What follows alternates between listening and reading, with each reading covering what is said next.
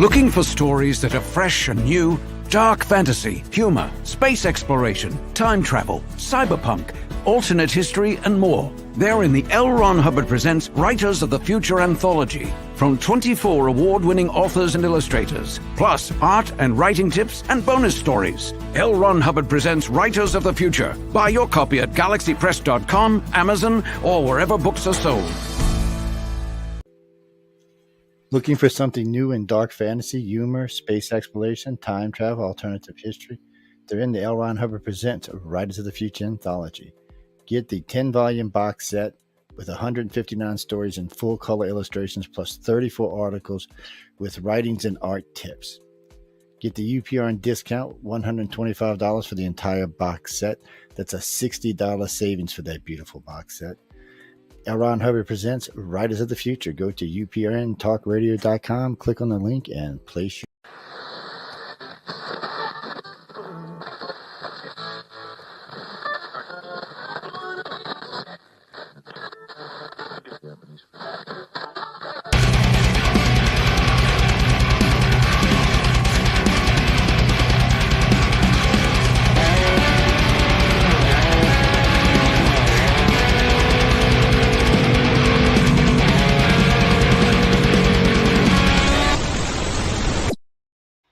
Hello, everybody. Hey, Patrick. That's my brother. Hey, Virginia. Good to see you. Thank you for stopping in. My name is Sean Kelly, and I am the host of Into the Night. As you know, I got two 1-hour shows, Sunday nights, 8:05 to 9:05, and Tuesday nights, 8:10 to 9:10 p.m. And my show is on UPRN Talk Radio, 105.3 Mississippi, 107.7 New Orleans. And before I forget anything, I want to thank Carnation for sponsoring the show tonight. I truly appreciate all their help. So happy Sunday, everybody. The weather's pretty cold up here, a lot of snow, just like really, really crazy. But I have something for you guys to ponder. I just want you to think about it. I believe that there is a conspiracy that where the meteorologists and the weather people are in cahoots with, all the grocery stores up here in Pittsburgh. Because Thursday, they had that snowstorm come on, and they were saying, 4 to 7 inches, and I swear to God, our whole store that I work at got blown out, thinking that they were going to be, cooped up in their house for a long time with this 4 to 7 inches. And you know what? We only got like maybe 2 at the max.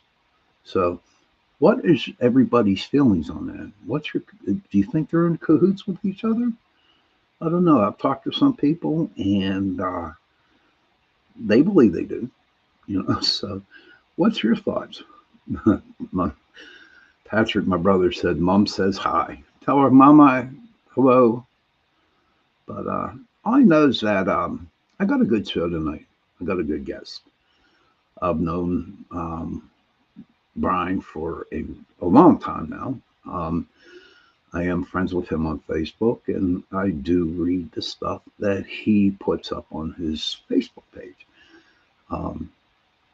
And a lot of his friends are my friends too. And he's really a good dude. I mean, and I'm glad that he decided to come on tonight. He's really big, and I hope I say this right, cryptozoologist. I think I said that right. Going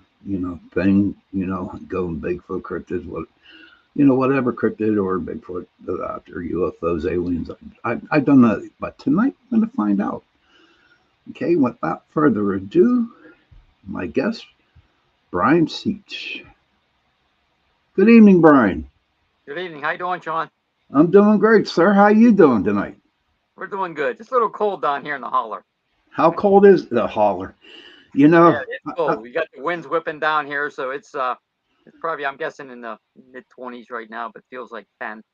Are you like in a log cabin or something? No, the log cabin might be warmer than this house, but no. Oh, well, Uh, okay.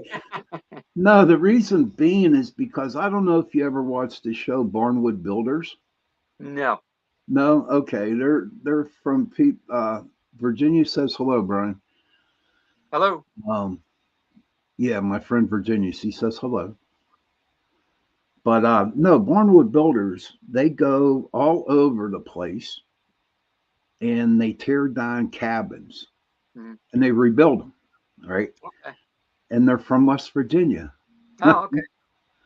White Sulphur Springs. Have you ever heard of that? Yeah, I have. I have. We've been down here about 2.5 years now. We're outside of Weirton, Okay, and how do you I've like been it down there? really trying to learn geography and counties. Uh-huh.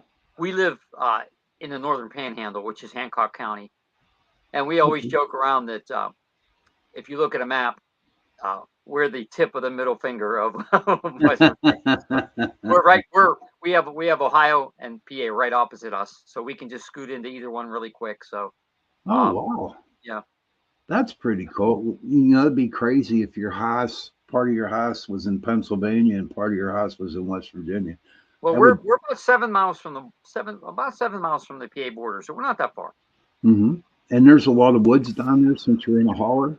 Oh yeah, yeah, yeah. We only have like three neighbors on one side and then one down further, and then hills on both sides of us. So Okay.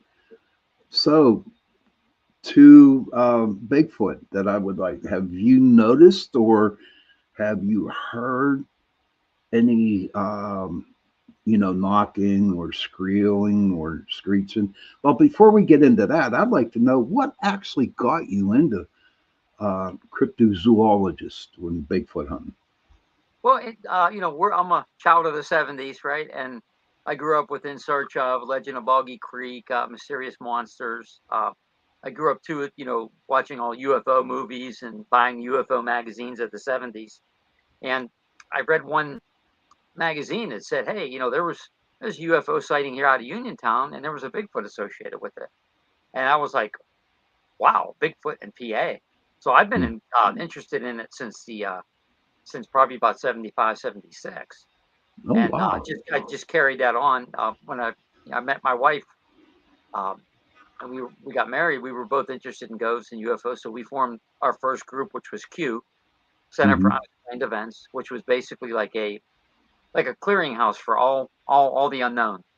And Oh, in wow. 2012, then we started our cryptozoology group, Center for Cryptozoological Studies, because we wanted to move all of the Bigfoot reports and all the other strange creature reports under that banner. So we still have two groups, Q since '86, and then the other group, CCS, since 2012. Now, are these private groups or can anybody join? How do you go by allowing people to come into your group? Well, we just say, if people are interested, they can contact us, and then maybe we can take them out on investigation or things like that. But we're a small group, maybe 10, 12 members. We don't have a lot of members in the group, Hmm. but we work with a lot of other organizations too out there. So Wow, I mean it just brings back memories when I ran my group, about the paranormal. And like I told you before the show, I'm really interested in learning about this. So maybe I'll be giving you calling you up and say, hey, I'm free. Let's go. sure, sure, we'll probably be starting some stuff up here in the springtime. A couple more months, and it'll be spring. So My friend Virginia says that's very cool. They're posting. Can you see her chat? Can you see the chat? I can't. Maybe I'm not doing any. I'm doing Can you something. Oh, see? now Can I you? see her. Now I Okay. see her. And that's my buddy Cindy Simpson. Hi, Cindy. Glad that you could show up. Um, I got a good following here on my show. They're good people. You know Hmm. what I mean? So, which is good. So, what got you into? Well, you were saying back in the '70s you Hmm. collected those magazines and stuff. Yeah. Um, I had a Michael Anthony on a couple weeks ago, 2 or 3 weeks ago, and he was telling me, and I'm going to run this by you, okay, that there was a army. officer that was real big into the UFOs and the aliens. Something like Oh, that. Lee Corso, I think, right? I Lee think Corso. that's him, something like that. And he was He wrote saying that, he wrote the book, I think, the day after Roswell. okay, well, he said, now maybe I'm wrong, so, my memory isn't shot because I'm getting up there in age. But he was saying that this guy saw a alien with hair on top of it, Hmm. on it. Have you ever heard of that, such a thing?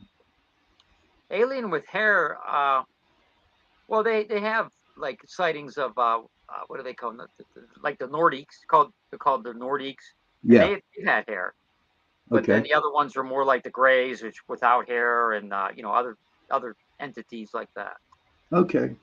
Well, that was kind of like really interesting because I was thinking, oh my God, if that is true, and he wrote that, you know, it'd be like, oh my God, just throw a whole monkey wrench into a whole Bigfoot alien. You know what I mean? I believe, sir, I believe that Bigfoot and UFOs coincide with each other. I think they work together. I There's believe actually it. been a lot of sightings, especially up in PA where I grew up, where UFOs and Bigfoot were seen either in conjunction or before or after one another. Right, So, because a lot of people think maybe they are an extraterrestrial race. right. So again, we don't know. I mean, that's very possible. I can't. Co- I never discounted that. Discounted that. Okay, well, see, it's crazy because we had a guest on when I was on Chasing Prophecy, and he kept saying until we drilled it into my brain that the whenever there is a Bigfoot sighting, there's always UFOs around. Okay, so whenever I hear of a Bigfoot sighting, I Google. I said, were there a lot of UFOs activities around that time that the Bigfoot um, was sighted, and usually there were. I mean, now I've talked to some people who are in the Bigfoot research, and they say it's not true. Okay, they believe that they are here and they've been here for the longest time, and also that I've also heard that they were man-made, like the cryptids, like the Wolfman, or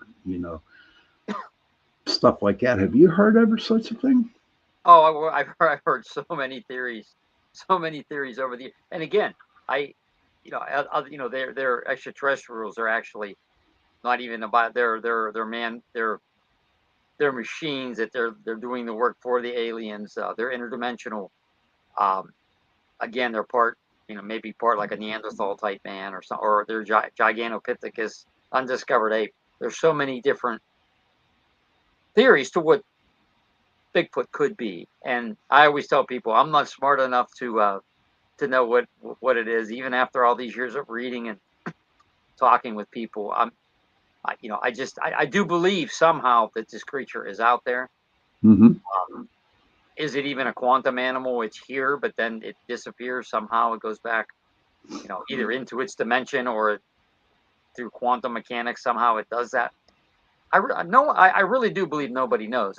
But our group, we steadfast. We do research it at especially at the beginning, as if it isn't like an animal out in the woods, like a bear or pick any animal that's alive out in the woods, Right. because we are looking for physical evidence for us. We're looking for tracks. We're looking for possibly hair samples. This standard thing that you would hear most researchers do.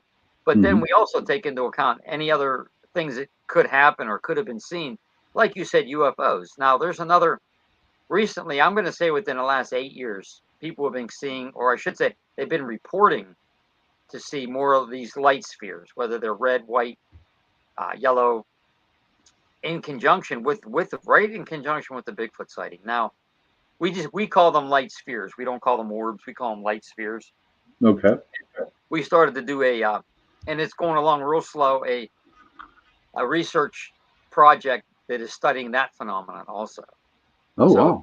Okay. yes, and, so again, we've had some results. We've had some things happen. We have a kind of like a frequency machine which we use in conjunction to possibly, we don't know, maybe possibly somehow make contact with these things, or a Okay. trigger to make them appear. So again, it is a process that has gone really slow, not as we have hoped, but we've done maybe 15 or so uh, excursions where we go out to certain places, and we Hmm. play frequency machines, and Now, we just when you go ahead. with this machinery, what do you call it again? This equipment We that you actually have? have a nickname because it was the first one that was made. We call it Magellan, like Magellan. Explorer. Okay. Okay. Magellan, yeah, we call it Magellan, and it emits frequencies.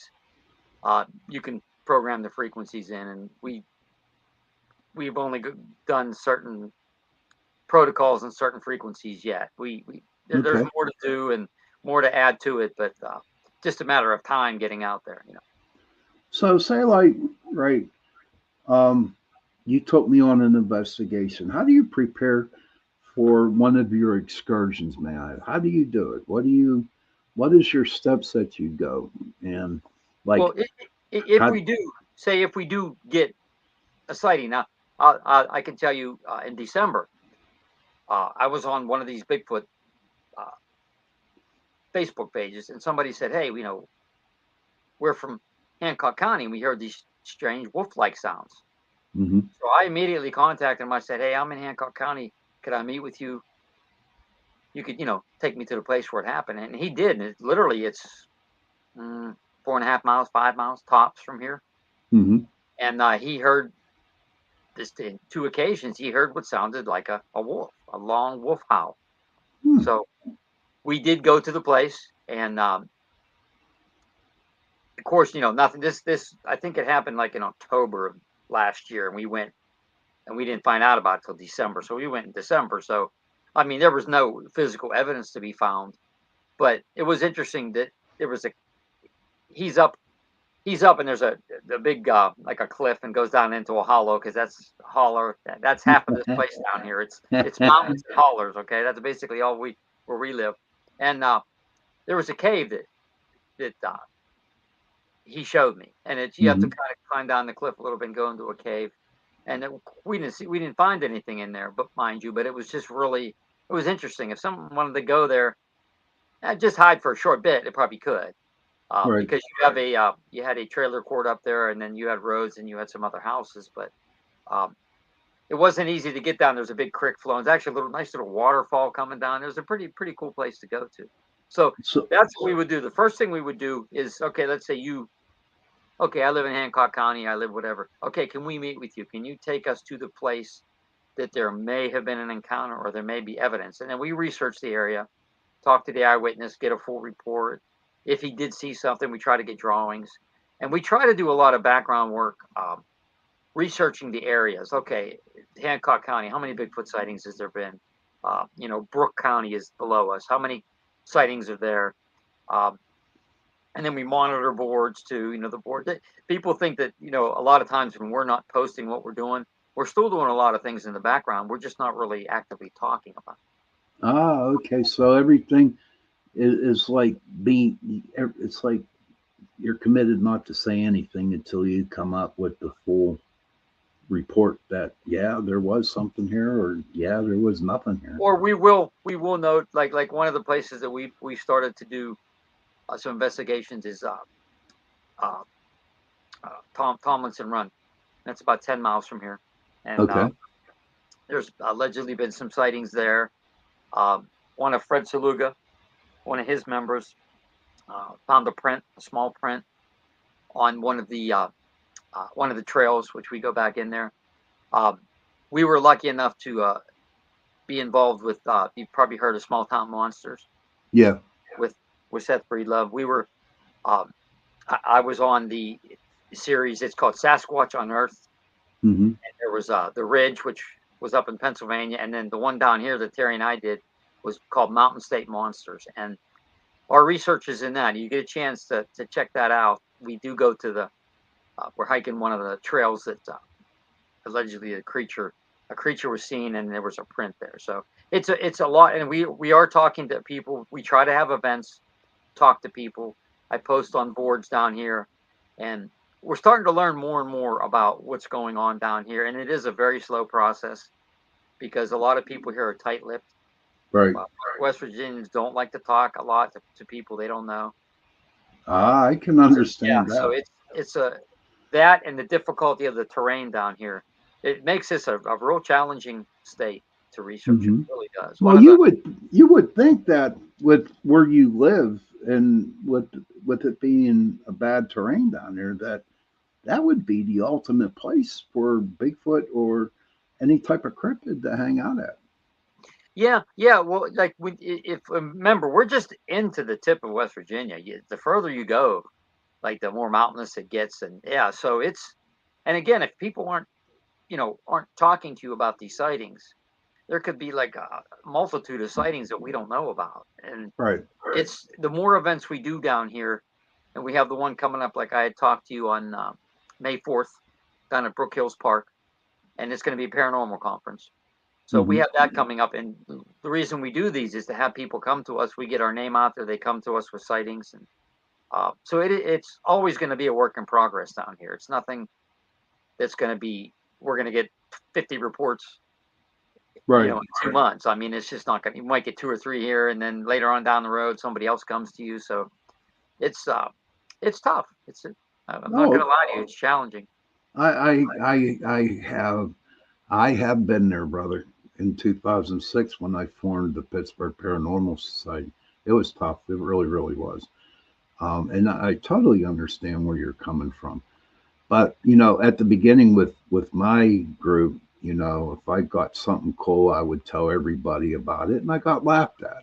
You know what I mean? Or degraded, and people just didn't want to hear it.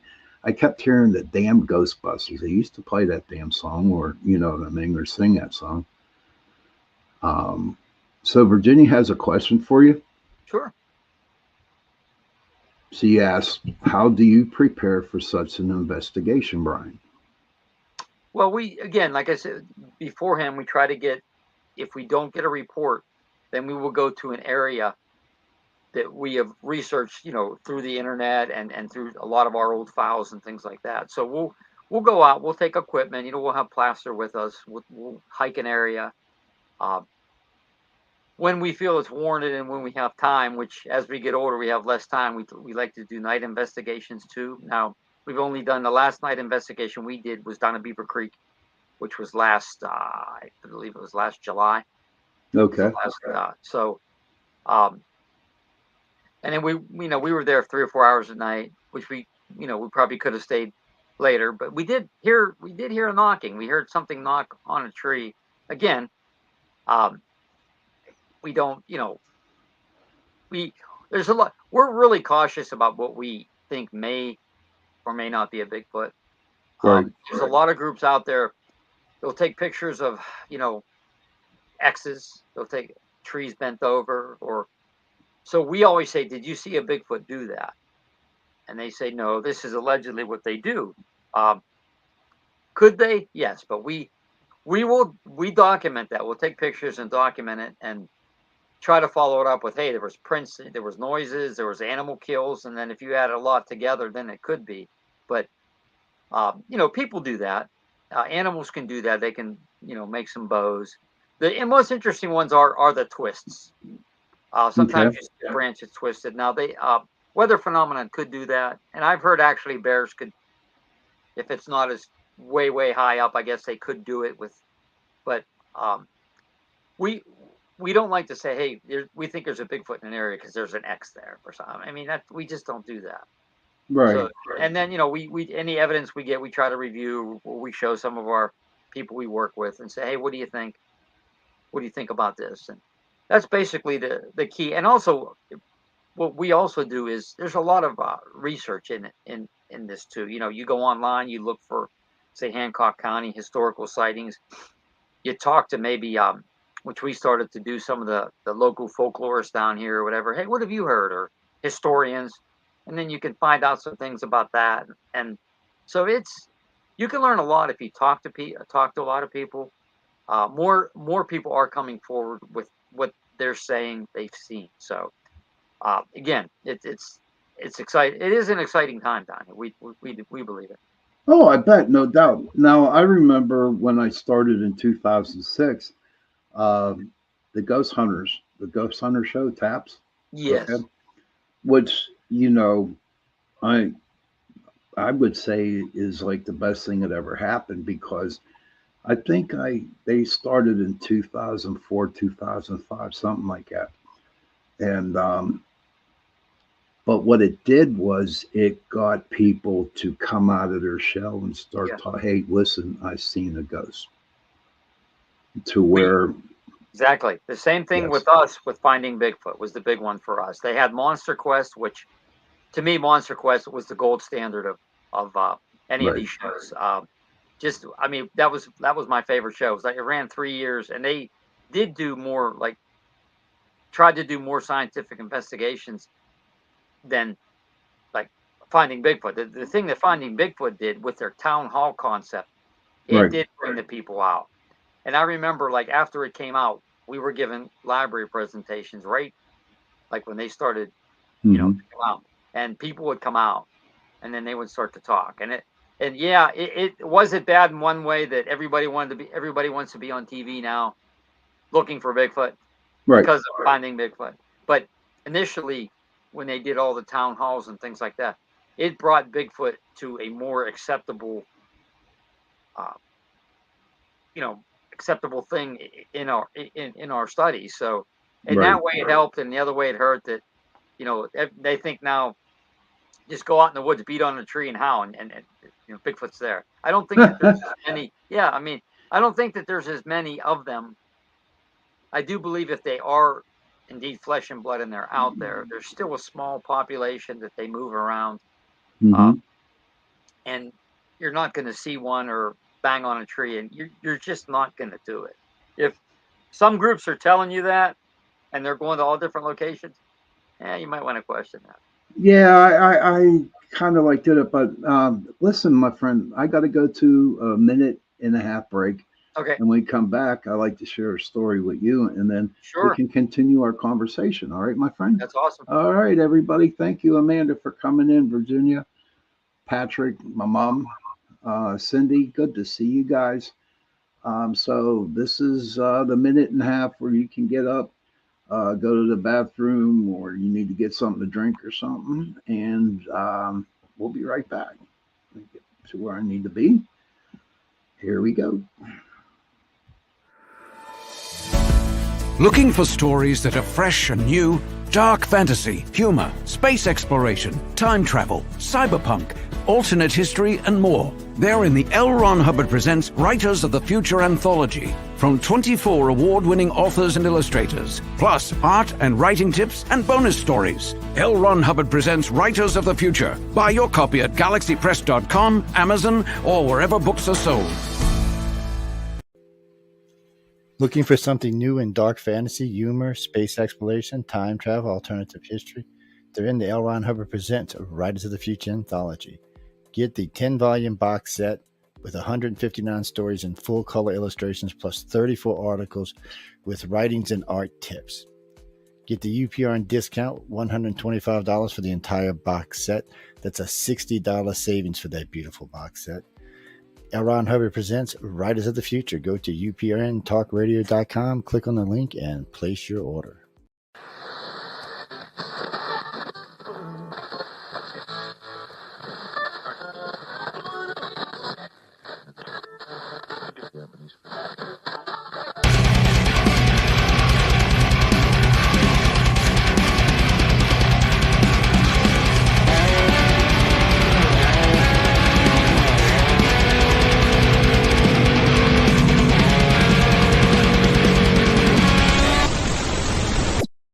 Welcome back to Into the Night with Sean Kelly with my special guest, Brian Seech, a zoo cryptologist.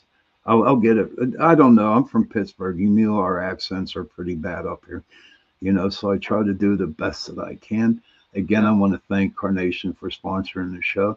I am on UPR and Talk Radio 105.3 Mississippi, 107.7 New Orleans. Yeah, so Brian, I'd like to share a story with you.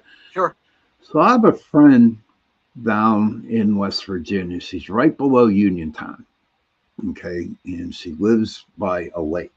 She lives right on a lake where you have to go up a freaking mountain just to get to this lake, right? And so one morning when I went down there visiting, me and her husband were having a cup of coffee on their back porch. Now, no one's up there. Okay, it wasn't summertime. Do you know what I mean? Nobody was living there. It was just them. And so all of a sudden, him and I heard this real loud knock on a tree up there.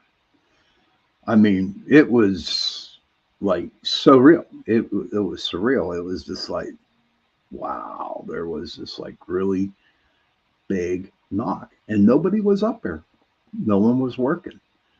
And I'm saying to myself, I got to come back up here and do some Bigfoot hunting. Mhm. But I wouldn't have a freaking clue what to do. You know what I mean? So I wanted to share that story. To me, that's as close as I'm going to get of actually experiencing something that could have been Bigfoot. Have you ever thought, have you ever thought like, okay, what would happen? What would I do if I actually saw Bigfoot? Yeah. It's something. See, it goes through my mind all the time. It's like, what would I do if I actually saw what I do believe is real and we've been searching for years? You know, would I have a big smile on my face, or would I just just sit there and watch? It's something that I do think about a lot, and I really don't think I would be afraid, because we've heard some noises in the woods, and I actually went out towards them. So knowing myself, I mean, I don't think I would.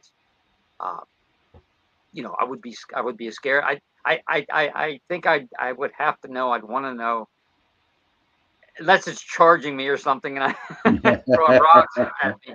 Um, Right? I want to know, Sean, before we retire from this field, which that time is getting closer for me too, and us, Yeah. and my wife. I just want to see something, Sean. I want to prove to that little kid in the '70s watching all these shows that, hey, you didn't waste all your time. You went after a phenomenon that is real, and I just hope I get to experience that. I know other people who aren't interested in it, they see it, and it's like you get jealous. It's like, you're not even interested. I've been out there looking in three Yes. states for since like 2000. Doing actual, like, being out in the field. Right. And that's like 24 years, and we've had a couple weird instances, things that happen, and we did have one rock thrown at us down at Beaver Creek. We've had more interesting stuff happen in Beaver Creek than anywhere we've ever researched, Okay. and that's just in Columbiana County, Ohio. And that's my favorite place to go researching. It really is. So now we're going to try to shift that to still go down there, but try to hit Tomlinson Run more too. Oh, I hope so. I hope so, that you could go to the both places and that you can start, a new place. Mhm. But okay, so what I want to get back to is, okay, so I make a call and I say, Brian, I saw a Bigfoot. Okay, so you come out.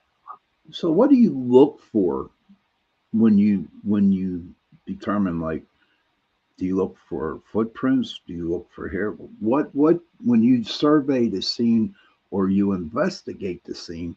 What do you look for? Well, we're looking.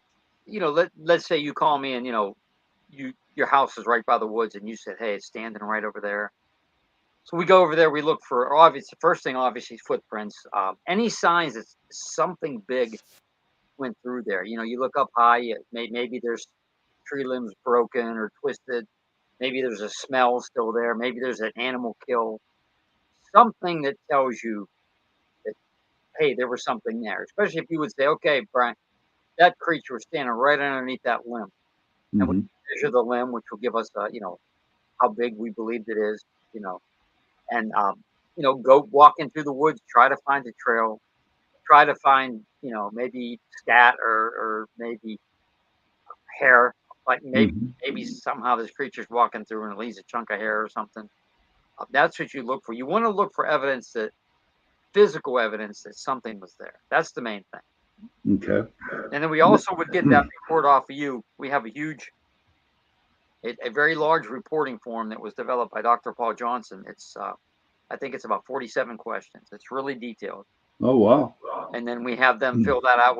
If you did actually see it, we do always push for drawings. We don't have a huge number of drawings, but the ones that we do, they're pretty impressive actually, because most people don't want to draw, but when they actually draw, they're very good at remembering what they Was there ever a time that you guys put somebody under hypnosis? We've never done that yet. We've never done that in the UFO field. I know Fred knows people that could do that if they were abducted, Mm-hmm. and that's more on his end. Something that we don't do. We do research UFO reports too. Me and my wife were both in MUFON for years. Now we've both been gone for probably about 10 years. She was a state section director for about 2, and so we've done our share of UFO investigations also. Okay. Well, all I know is that for me, when it comes to UFOs, and I guess it's going to actually be if I ever saw a Bigfoot or another cryptid, for me and the aliens and UFOs, one has to land in my backyard. Okay, so I can actually physically see it, and if an alien came out, I would want to shake its hand. That's not run. I just want to shake their hand and say, "Hey, they're real." Now, with me being in the paranormal, yes, I've experienced spirit. I have seen spirit. Spirit would actually push me, punch me, whatever. But I experienced that. So even though doing radio for almost 5 years now, um, to me, I do believe there's a Bigfoot. I do believe that there are aliens. I do believe there are UFOs. But to really take me over the top would be to actually see one of those. That and, Oh and yeah. that's what and that's just for me. And he goes hunting down there. We're trying to learn about some places. We haven't done any yet. We're still trying to learn. We hope to do something. We had a couple of our friends move down here too. We do want to do some paranormal. Again, we have to find out the exact places to go yet, but Right. hopefully that playhouse will be one of them. So What I would find interesting, especially where you live, um, have you ever tried or have you ever seen maybe the forest people, the little, the fairies, the gnomes, well, anything? um, this is a subject that my wife and our friend Leah really, really are interested in. I have not seen it. My wife has seen. She said she saw something that looked like a fairy at Beaver Creek walking Gretchen's Lock. Hmm. Our friend Leah has had some encounters with the little people, the Fae Yeah. realm, and that's something that does interest us. Believe me, we did go on one investigation outside of Raccoon Creek State Park in Beaver County about 5 years ago. Hmm. The guy claims he saw something, and we went there with instruments and things. Uh, we didn't come up with anything, but it's a neat little area. It's almost like what they call a fairy ring there. Right. We looked for measurements like with the EMF and things like what you would do Right. when you do paranormal, or we've done not a ton of we've done enough paranormal investigations ourselves. I mean, Right. we were at Hillview with Patty Wilson before they opened it up to the general public for ghost hunting, and Hmm. we were at the Fort Pick Block House, and we were at Green That's County one Sports. that's on my bucket list. Whenever, hey, Kason, good to see you.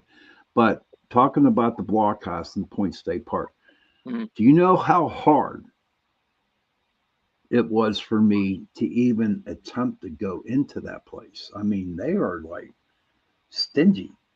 Yeah, we Stingy. actually we actually he was a former member, knew he was in with all the people with the historical societies and things like that, and he happened to know somebody, and they got us in one night, and we didn't catch anything. Don't get me wrong, but that was one we were able to spend a couple hours in and around it and outside and things like that. But we were inside it, so it was pretty cool.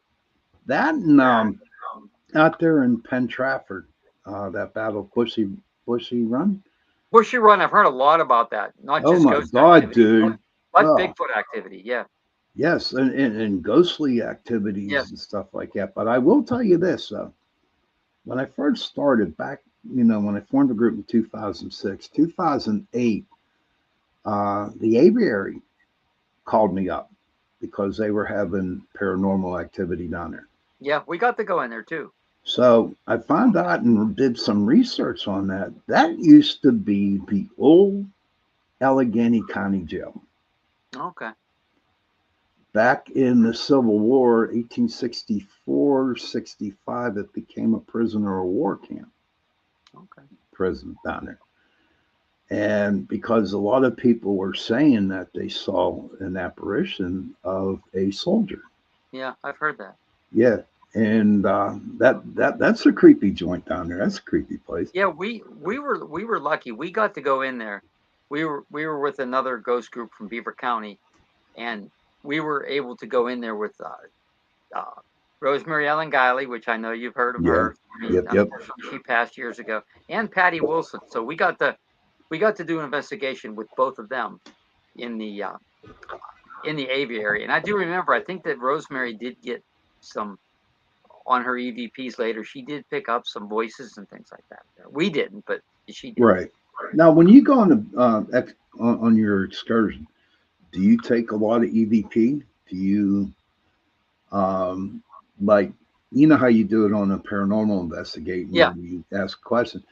How do you communicate with Bigfoot doing an EVP session? Well, we try to have our recorders on in case you hear a scream or something like that, or if we initiate a howl or a knock, we're looking for a response. Now, we've never really had that happen. We did have it one time happen again down Beaver Creek. One time, one knock, and that was down by the Pioneer Village in the back. What is so? I want to say magical about that park you were talking about. It's a paranormal hotspot. There's the ghost of Gretchen down there by Gretchen's Lock. There's been UFO sightings over there and Bigfoot sightings. So it all congregates in that one. There's like two different areas there that a lot of that Lady in White. I mean, there's a lot of really cool things down there. I mean, it's and anybody around the tri-state area, they probably know about it. I've gone there. Okay, so it's not just like in the summertime or springtime. You can go down any time of the year and probably pick up something, right? Oh, I would believe so. Yeah, we've been down in the winter. We actually went down there, Terry and I, checking out another gentleman years ago, claimed that there was a Bigfoot. It was in the winter, and going down towards Gretchen's Lock, there's like a little island there, and somebody saw a Bigfoot on that island, and it was like about a couple weeks before we went down there, and it was still even ice on the creek and everything. But unfortunately, we didn't find anything. So, but yeah, we've been down in the winter, summer, spring. We've been down there every season. I think I'm going to take a little trip down there this year. You know, should. I am.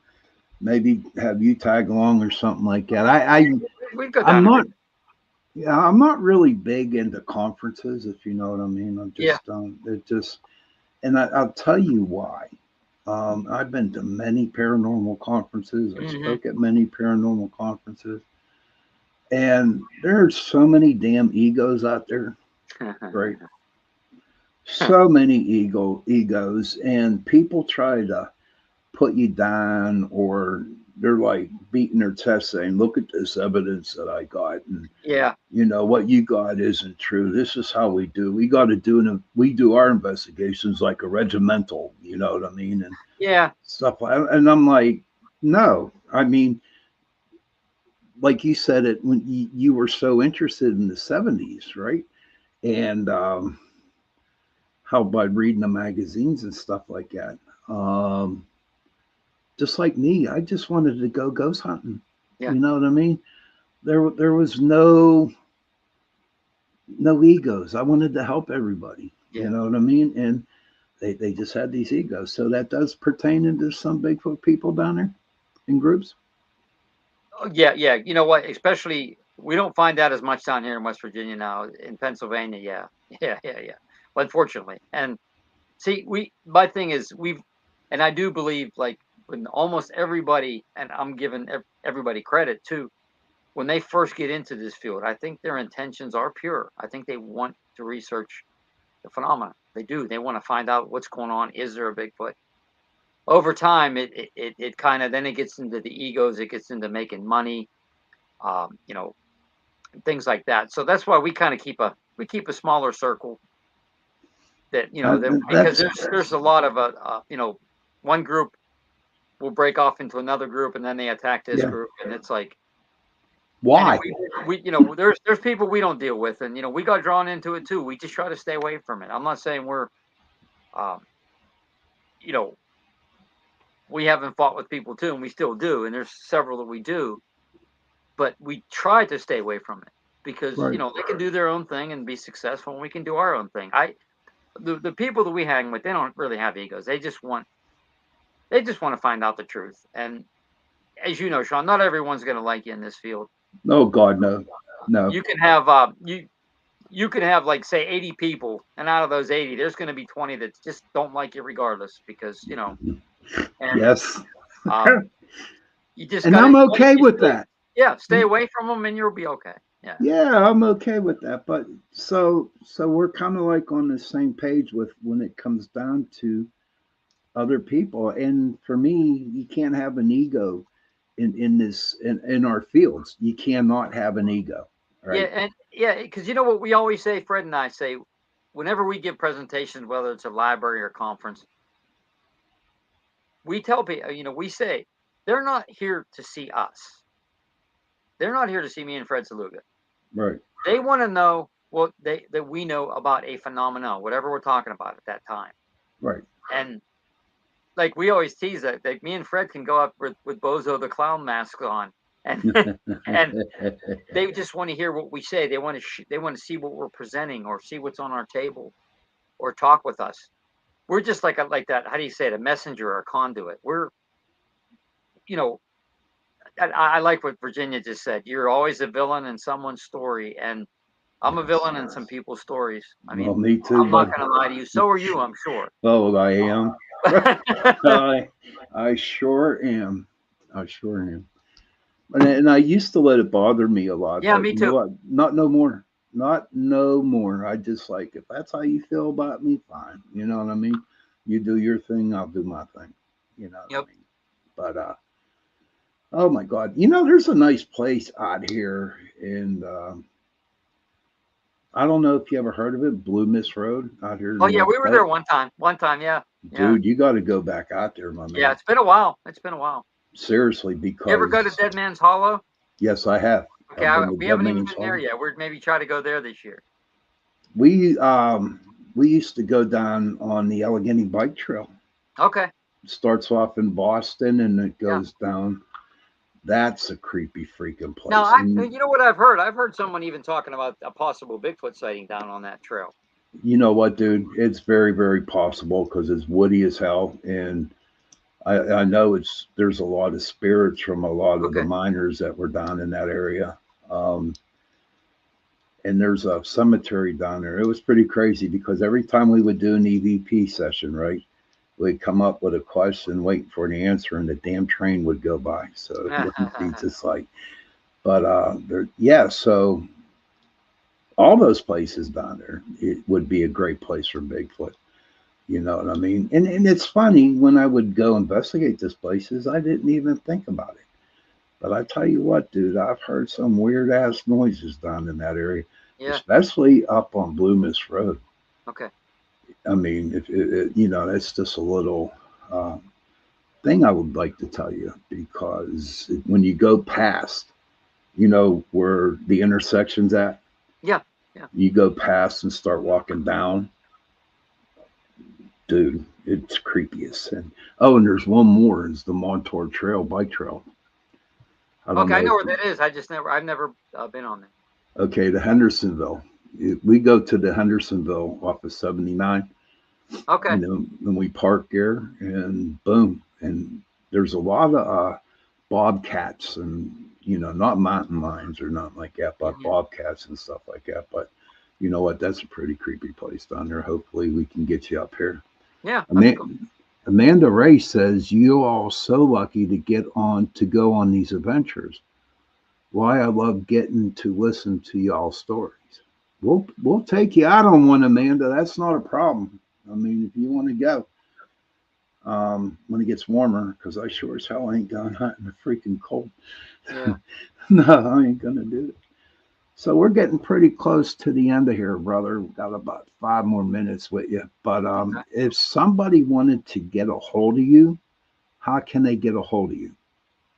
Well, probably I would say maybe the quickest way just is go to my Facebook page, Brian Seech, and message me. But we also have the two groups, both on Facebook, Center for Cryptozoological Studies and Center for Unexplained Events. They're both on Facebook.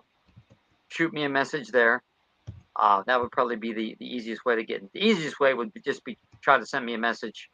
Uh, you know, Brian Seech on Facebook. Okay, I just put that all in the comments. Brian, honestly, thank you so much for being on tonight. Oh, I had a great time, Sean. I had Anytime, a man. great time too. Maybe we can do this later on in the future. But Sure. I'm definitely going to get a hold of you because I really seriously do want to go on a Bigfoot Okay. expedition and with you and Fred if he goes. I don't know. Yeah. He did say to say hi, by the way. So All right, tell Fred I said okay. hello too, man. Hey, listen, have a good night. Thank you You too. again. It was a good show, and I will talk to you soon. All right. Have a good night. Thanks, man. All right, bye bye. Okay. Bye. That was an awesome show. God, Brian's a good dude, man. He's a good friend, and I'm really looking forward to. Good night, Virginia. Man, I'm glad you could make it. Um, it was a great show, and I'm kind of glad we had a little bit of technical. Thank you very much, Virginia. And your show was pretty good too on Into the Veil. I mean that was a very good show that you had on because I watched it. But just want to thank everybody for joining in this Sunday. So Tuesday, the 23rd, I am going to have the Michael Anthony on the show, and we're going to talk into some more stuff. I mean, it's going to be an interesting show. Every time I have Mike on, it's a great show, you know. And so you can guys, um, so you guys can please come in on Tuesday night. Remember 8:10. Children, if you can, please, please, please go to your parents, give them a hug, and tell them that you love them. And parents, please go to your children. Go to your parents, give them a hug, and tell them that you love them. And if you don't have no parents, if you have no children, find somebody and give them a hug. Okay? Because those 3 words, I love you, go. Thank you, Cindy. Appreciate it. Those 3 words, I love you, go a long way. And on that note, good night, everybody, and see you Tuesday.